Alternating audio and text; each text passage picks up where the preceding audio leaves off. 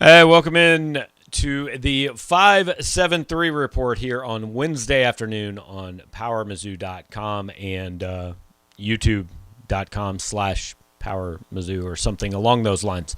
Appreciate you guys joining us for what is our weekly Wednesday show where Mitchell Forde and I discuss all things Mizzou in an oddly kind of quiet week in Mizzou athletics. We'll get to that briefly, but do want to remind you it is the holiday season. You guys all probably have to buy presents for people, and what better for the Mizzou fan in your life than going to 573tees.com and picking up some of their excellent merchandise. They've just expanded their website and improved their website. You can actually upload custom designs, make your own t-shirt there, get some Mizzou stuff, get some Power Mizzou stuff if you would like.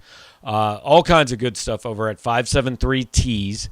573tees.com. If you're in Columbia, you can swing by their physical location between 9th and 10th Street on Alley A and say hi and pick yourself up a t-shirt, a visor, probably a hoodie, a polo, a lot of shirts, any style shirt you want.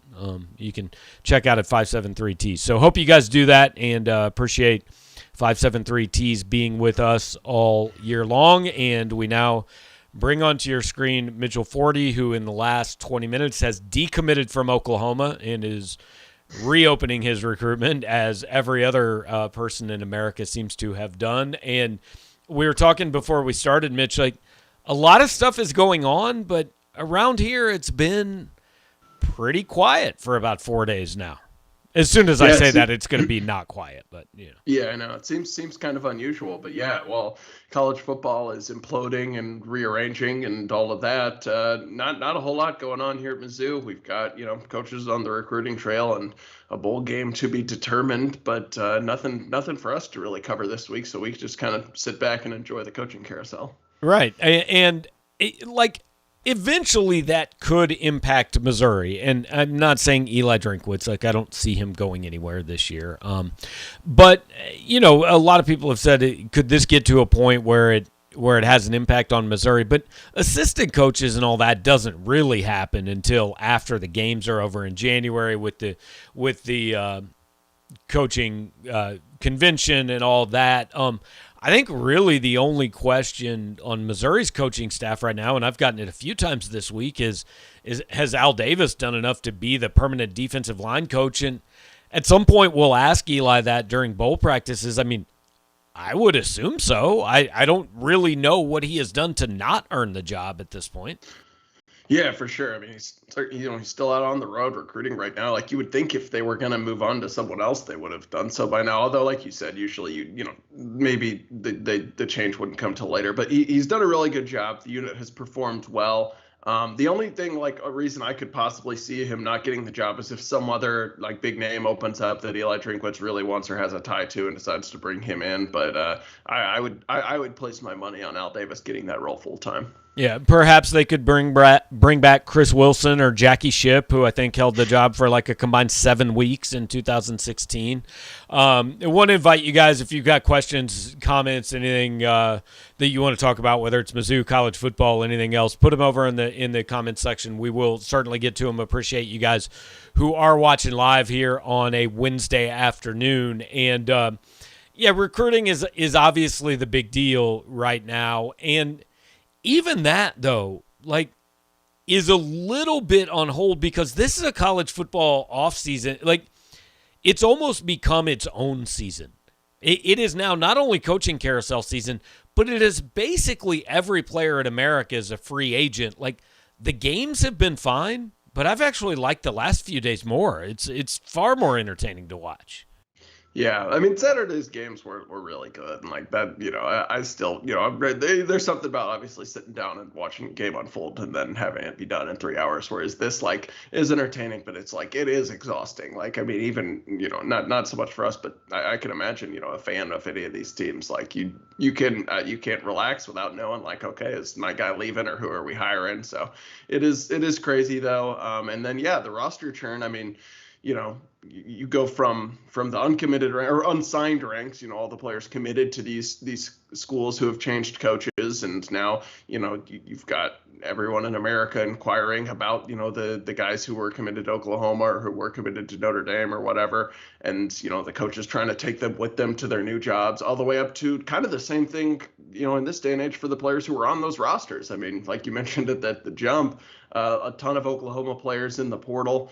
And yeah, I mean, like, that's the new thing. Like at even places that aren't affected, like our message board, it's like, oh, look, this guy jumped in the portal. Maybe we have a chance. I mean, probably not, but you never know. It's kind of fun to speculate. Well, and even for teams that aren't directly affected by that, right now, every coach in America is going through and looking at his roster and has probably somewhere between like 6 and 20 kids who could come back for an extra year. And, I know that we've got a question, and I'll go ahead and pop that on the screen. It's from Cam. What senior choosing to come back next year would mean the most for Missouri other than Tyler Beatty? And it's really almost two classes of seniors right now, because you've got the kids who have already used 5 years, but technically have another year, like Barrett Bannister, who I swear to God has been in college for 9 years. I had no idea that he could come back next year. But then you've got kids like Trajan Jeffcoat, who have actually only played like 3 years and redshirted 1. So this would be their normal senior year, but he could leave. I mean, I did the scholarship chart on Monday, and I'll be honest, I have no idea if I did it correctly. It is an absolute mess, and I would not want to be – I almost feel like coaches should have someone who it's their job to go through the scholarship count and figure it out, kind of like NFL teams have a cap expert. Yeah, I mean, they probably should, yeah. I mean, because I'm pretty sure Trajan Jeffcoat, he wouldn't even be a normal senior. I think he's technically, I mean, like, he has 2 years of eligibility left, because he played his first year, then he missed the entire next year, then he played last year, which didn't count, then he played this year. So I mean, he's only used 2 years, but even if in normal times he would be a red, he would have had another year left he could use. Right, he would have one more year, but like in this time, he has two more years. Yeah. Yeah. So yeah, I don't know. I mean, like, to answer, I didn't even consider him initially for Cam's question. I also, off the top of my head, it's hard to come up with an answer. I mean, like, I don't know, like Hiron White started a bunch of games and I think was pretty good. You would think maybe it'd be good to get him back. I guess he'd be my answer. I don't know. I'd have to think. I mean, obviously Beatty would mean a lot. Case Cook would, he obviously a lot of experience on the offensive line as well. I'd be a little surprised if he comes back, because not only do you have the chance of him saying I've proven all I can prove in college, but also there's the chance of doctors saying like you can't, because they shut him down this year because of just kind of the wear and tear that's been put on his body. So yeah, it is a mess though. I mean, like, truly, and that's why we talked about on Monday the rash of kids entering the transfer portal across the country as coaches try to make room to bring in a signing class. Yeah, it's going to be interesting to see what happens. I mean, we can't even really say for sure, like, how many spots Missouri has in this recruiting class. I mean, the answer is always the same. It's however many they decide they need ultimately. But I think I did the scholarship count, and theoretically, as of today, Missouri's at 86 scholarship players. Now, that includes Tyler Beatty, who's not coming back. It includes Case Cook, who's not coming back. And I'm almost sure. But yeah, as far as guys that are on the fence, and this is not necessarily guys just including another year. This is including guys like Jeffcoat. I mean, I look at it as Hiron White, Javon Foster, Zeke Powell, Trajan Jeffcoat. That's probably about it that I look at and say, hey, Missouri could really use them back. And I think they'll get them all back, but weird things happen. I don't know. Yeah, and I don't have the list in front of me of who, technically would normally be a senior. Like, I don't think Foster is on that list either. I'm pretty sure he would have his 2 years left. But yeah, I mean, like, I think we mentioned they're probably getting Sean Ketting back. I mean, he played a role. That's nice. He might punt next year too. He did that on Friday. Sean Robinson, okay, that's nice. I think he's coming back. But yeah, for the most part, I don't think there's a ton of guys where you look at it and say like, oh, that would mean a ton. I think the more I think about it, Hiron White, I mean, that'd be valuable. You're getting a guy who basically started a full year at tackle. And I don't know that you have they brought in guys they like on the offensive line, this past year and are bringing in some more. It's a lot to ask them to come in and start at tackle after 1 year. So I think it would probably be nice to bring Hiron White back. Case Cook, like I said, maybe. And then, yeah, I mean, I'm not counting Trayshawn Jeffcoat or Javon Foster. So other than that, I can't really think of anyone off the top of my head who you say is like, oh, that's a huge difference maker. So I actually do have the list in front of me. Sean Robinson has already said he's coming back. Caleb Evans, yes. We know he's not coming back. He would help, but he's not. He's said he's playing in the Senior Bowl. Yeah. Allie Green, I mean, he would help. And I don't think he has eligibility left. Okay. I'm pretty certain he does not. He played 4 years at Tulsa. He played 11 games every year. Okay. Well, then he's gone. Realist George, theoretically, but he has another year. He's coming back. He's not going anywhere. Yeah. Ben Key's going to be a senior next year. I don't really think he's coming back because he didn't play this year. Would be surprised. Zeke Powell, I have no idea how many years of eligibility Zeke Powell has. He went to JUCO, and then he moved into a hotel room in Columbia, and then enrolled, and then he played, and then he didn't really play this year. He could be in college till 2029. I have absolutely no clue. He didn't go through the senior day thing, so I assume he'll come back. We've already talked about Cook and White, Barrett Bannister. He strikes me as a guy that I don't know if he wants to keep playing football. He's a good guy to have on your team. You take him back. Yeah, sure. Yeah, I could see that. I could see that for sure. Then the only one that's actually kind of intriguing to me is Boo Smith, who he's a little like Zeke Powell. I mean, he went to some schools I don't really know about and might not actually count. He was, there's where's there time that he actually even counted, because he went to some of those JUCO schools and didn't even play, and it's confusing. Does Mid-America Nazarene actually count against your eligibility clock, or just could you go play there right now if you wanted to? So I'm not going to pretend I really know, but he is kind of in that group of people in that time frame. I think he's a guy that it would be helpful to come back, but if I'm him, I'm looking and go, I played 50 snaps this year. I'm probably good to go on and do what I want to do. Right. Yeah. So I don't know. I mean, basically, it shows you the fact that we can't even come up with this stuff off the top of our head. It shows what there is to deal with and how no one knows what year in school everyone is.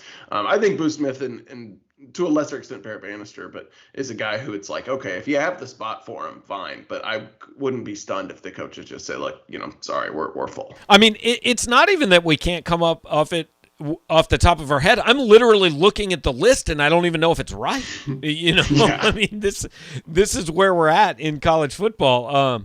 Jared asks, Al Davis was already on staff before Jethro was let go. Does that mean there's a slot open for an offensive coordinator, and does Eli wanted to go down that road? So first of all, no, Al Davis was like an analyst. So there are only 10 full-time assistant coaches. He got promoted to one of those 10 spots when Jethro Franklin left. So if he remains as the defensive line coach, they are full, assuming everybody else stays. But I don't know. The offensive coordinator thing is interesting to me in that I don't know if it really matters, but I also don't want to completely dismiss it, because you've got a guy who's the head coach and the offensive coordinator and the quarterback's coach, and maybe it wouldn't be the worst thing in the world if Monday through Friday, he had a guy spend a little bit more time in general with the offense and he could be a little bit more head coachy.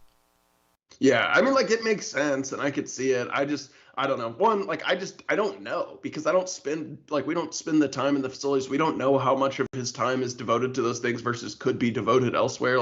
I don't understand, without having been in a football facility for a week, I don't understand how that stuff all works. So in theory, it makes sense. My thing is one, I'd be surprised if that is just this magic bullet that alone, changes everything. Some people have decided it will. And two, we talked about the other day, then who do you let go? Because as you just mentioned, you have to get rid of one of those 10 full-time assistants. And so that means you got to get rid of probably someone on the defensive side of the ball, I assume, because you still need to have a wide receivers coach, a tight ends coach, and an O-line coach, I would think, unless you like combine the O-line and the tight ends into one group or something like that. So yeah, like I don't know. I don't know if that's, when you already have a head coach who is on the offensive side, do you also need an offensive coordinator? Does that shortchange the defense? I don't know the answer to that. Yeah, well, and it kind of brings up the only thing I've thought about if somebody on this, I mean, people on this staff probably will have chances to move on if they want to.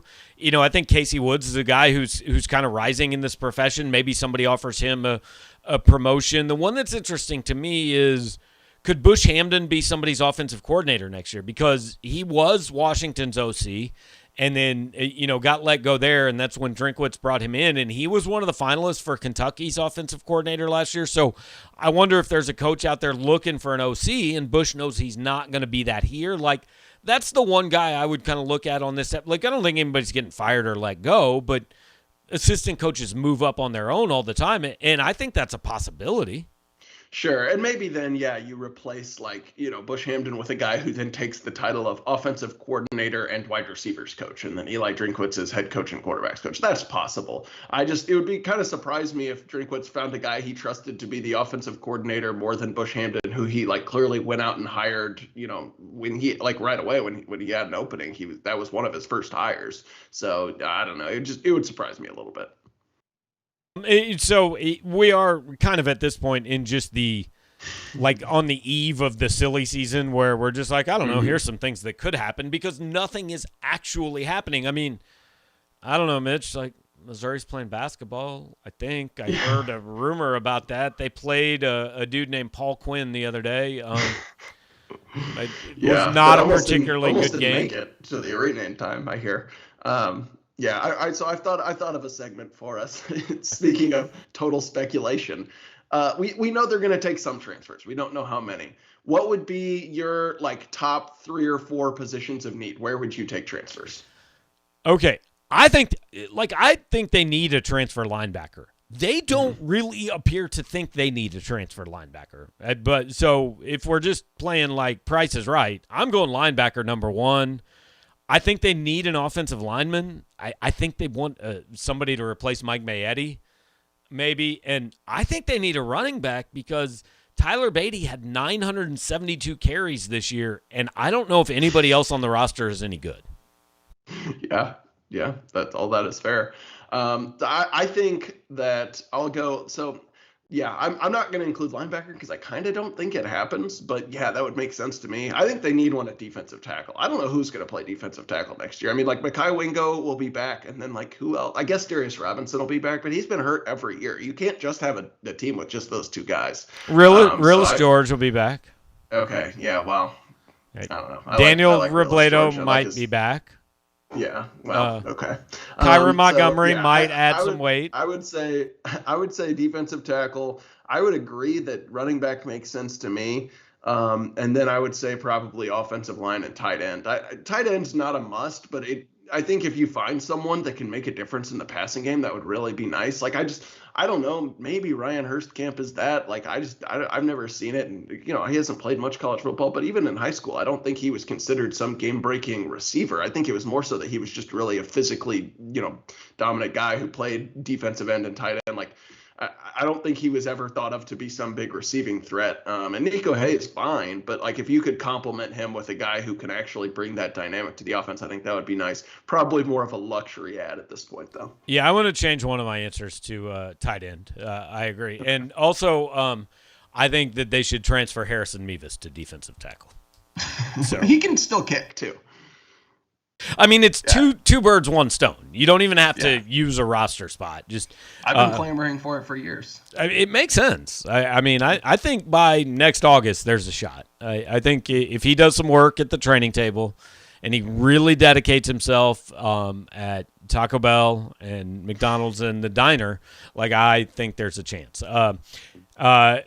SC, I don't know, it's a long name. He asks, are all the committed guys expected to sign on the early signing day? Yes. If now we may get some crap like we've gotten in the past few years where who was it last year? I think it was B.J. Harris signed in December, but didn't want to tell anybody until February for some reason. Trajan Jeffcoat did the same thing. Jatorian Hansford did it. I don't really get the advantage of it. I mean, there is no advantage, but some kids do that. But yes, I think everyone is expected to sign in 2 weeks from today, right? Yep, 2 weeks from today. Yeah, I mean, obviously that could change, and we'll let you know if it does. But to our knowledge, everyone who's currently committed is planning to sign in December. Eric Whooper brings up, like, speaking of transfers and stuff, that Skylar Thompson would be a redshirt COVID senior. Dude, Skylar Thompson. That seems impossible. He was in Corby Jones's recruiting class in 1995. He was playing high school football when I was covering Missouri high school football, which was like 2015, like fall of 20. That was like 6 years ago, because Battle, I think, lost to them in the state title game, or at least like semifinals. This is no exaggeration, because I remember talking to Skylar at a camp and covering his recruitment. The thought around Skylar Thompson was that Missouri wouldn't really have a shot because Drew Lock was only 1 year ahead of him. And Skylar Thompson could be back for his final college year when Drew Lock is in his third year in the National Football League. So this is all stupid, and I hate everything about it. Okay.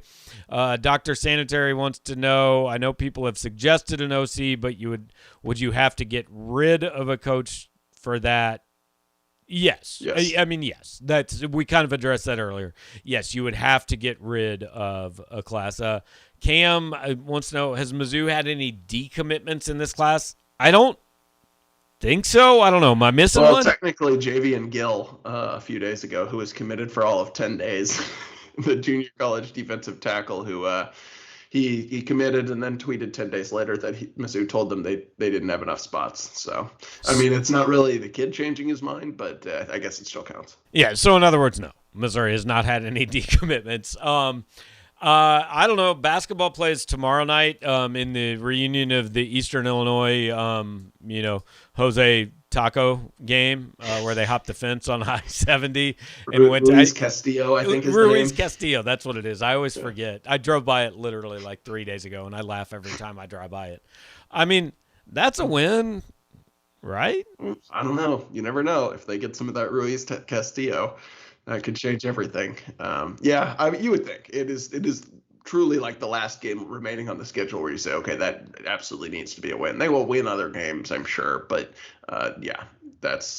and then they play Liberty tomorrow. So. Oh, right. So you're right. It's Eastern Illinois next week. Probably win. It's Liberty they should probably tomorrow. Beat Liberty, but I mean, I don't know. Not going to guarantee anything. Yeah, like Liberty's not. They were supposed to be good, and they're not actually good. I have bad news because I don't really think Missouri's very good either. I don't know if people have picked up on that, but it's still just nuts to me that it's December 1st and already it's like a chore to talk about basketball. Like, you can't even mention basketball without people just saying, "Yeah, I don't care. We're done. I quit."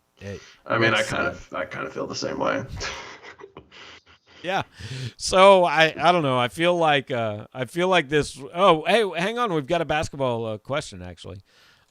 Ostock wants to know, could a lack of attendance get a coach fired? I mean, maybe not directly, but it's a factor. I mean, when Jim Sturck fired Kim Anderson, he mentioned it as a factor, and it's a factor. But again, I think lack of attendance kind of ties into the fact that it's a bad team, which has more to do with getting a coach fired. Right. Exactly. Yeah, I think it's. Yeah, one of the symptoms of the cause that gets a coach fired. So this kind of leads into we'll try to kind of finish up on this. Views from an HBCU economist is the username, which is one of the longer usernames I've seen. But as it relates purely to athleticism, wouldn't you say this basketball squad is less athletic than last year's and any of Kim's teams? I mean. Like, I think Dejuan Gordon is a good athlete. Anybody else? I don't know. I mean, like Anton Brookshire might be, Yaya Keita might be. I don't know. Right. I mean, Gudura Gordon and Brazil are apparently good athletes, but they don't play, so it doesn't really matter. I don't know. I mean, like, I get why people want to talk about athleticism, and it is important, and I think it's an area where Konzo's teams have definitely been lacking, and that has been a problem. But, like, I'm really not that interested in comparing teams' athletic ability versus one another. I'm more interested in, like, were they good at basketball, which is what they're supposed to do. And this team is way worse than last year at that. It is probably better than the Kim Anderson teams, but they still have to prove that, and that is not something I expected to say, and that is just kind of tells you everything about where we are right now. Right, but that's the thing. I've seen a lot of, this team's every bit as bad as Kim's teams. Look, people, I sat through every single one of those games, and I mean, so did I. Strangely enough, and there were a ton of them that literally 5 minutes in, you were like, oh, well, this is over. And maybe this team will be that, but I just have a hard time believing that. I mean, they're Division I basketball players, and it's possible, but I just have a hard time seeing that they're going to be that bad. But it truly does. It feels like work to even talk about basketball because just nobody cares. So I don't know. Maybe we just shouldn't do it anymore. I mean, I think that there's certainly some people who wouldn't object. At a certain point here, after December 15th, we're gonna run out of options. But yeah. So plenty of recruiting stuff that we'll have, and we're trying to get in touch with some people and have some more information on that front. And there will be a bowl game announcement on Sunday at some point shortly before you have the opportunity to watch Teddy Bridgewater in the mecca of pro football, so that'll be fun for you, I assume. Yeah, hopefully it's not too cold. Weather's looking pretty good. I won't talk anymore about the game other than that. All right, so I do appreciate you guys joining us, and we are going to keep doing this show through basketball season. Yeah, we're gonna have to talk about the team some. Yeah, we're gonna have to figure that out. But we'll be here every Wednesday talking about things. They may not be Missouri related, but we'll talk about things on YouTube every Bring Wednesday. your questions. Yeah. So, all right, Mitch, we'll catch up later. I know you're getting fired up for Mizzou and Liberty tomorrow night. So. Yep, should be a good one. All right. Have a good one. Mitchell Forde hanging out with us for a while. Appreciate that. Appreciate all you guys who have been here. And, again, it's just really been a weird week. It's just kind of been waiting for stuff to happen, but nothing's really happened. I mean, there's stuff's happening all over the country, but as far as Columbia and Mizzou, it's been a pretty quiet week, which we don't object to. That's okay every now and then. Where it's not a quiet week and not a quiet month is over at 573 Tees. It is the holiday season. We certainly encourage you guys to get some stocking stuffers, get a few extra things to throw under the Christmas tree on Christmas morning. They got a ton of good Mizzou stuff, some Chiefs gear, Cardinals gear, all that. 573 Tees can outfit your whole family, honestly. Ton of good stuff. I'm actually wearing a 573 Tees shirt right now. If you go to 573tes.com/collections/Power Mizzou, you can get some of our stuff that they've been kind enough to produce for us over there. So appreciate them being part of this show. If you guys have been hanging out here watching live, appreciate it. Hit the like button before you leave. If you're listening on the podcast, leave us a nice review, comments, all that. Share what we're doing here. And again, because the regular season is over, no streaming now till next Monday, unless, hey, if weird things happen, you never know. We might just pop on. If you subscribe to the channel, you'll get an alert when we go live, but certainly everybody hoping that no weird things happen. So Mitch and I will be back with you on Monday. Until then, go to powermizzou.com. You can get a full year's access for $20.21. We're all over message boards, and we'll see you guys there. Thanks.